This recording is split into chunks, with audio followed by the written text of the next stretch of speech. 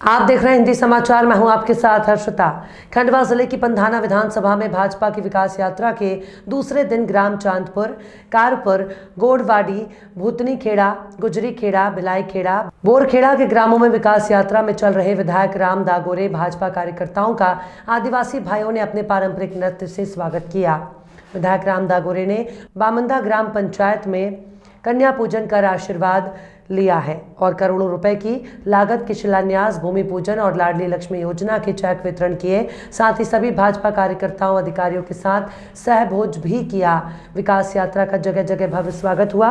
विधायक राम दागोरे ने 1 दर्जन ग्रामों में विकास यात्रा के समय कहा, मुझे विधायक आपने बनाया है, पहले मैं आपका बेटा हूं, आप मुझे आदेश देकर काम करा सकते हो। इस अवसर पर विधायक राम दागोरे, जिला पंचायत सदस्य, जनपद सदस्य, सरपंच, भाजपा मंडल अध्यक्ष, भाजपा जनप्रतिनिधियों के साथ समस्त विभागीय अधिकारी उपस्थित थे।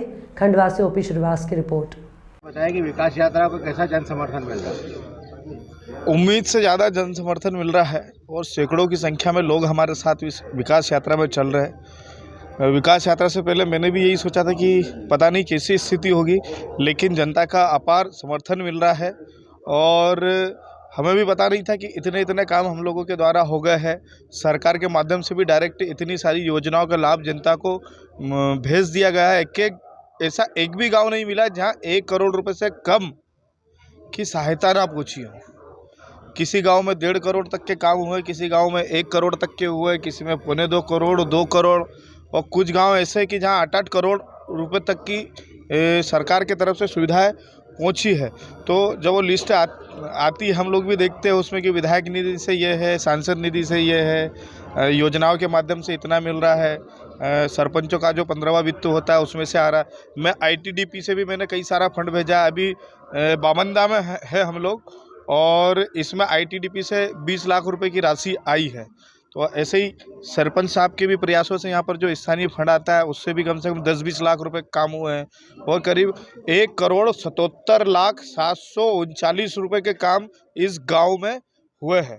तो ऐसे हर गांव में विकास हुए और जनता का अपार समर्थन मिल रहा है और ये विकास यात्रा हमारी अच्छे तरीके से सफल हो जाएगी। जैसे 2023 का सेमीफाइनल कहा जाएगा, ये सेमीफाइनल कैसा अब तो फाइनली चालू हो गया है और जनता से चूँकि जुड़ाव है, पहले से हम लोग लगातार गांव में घूम रहे हैं तो उसका भी फ़ायदा हमको मिला है।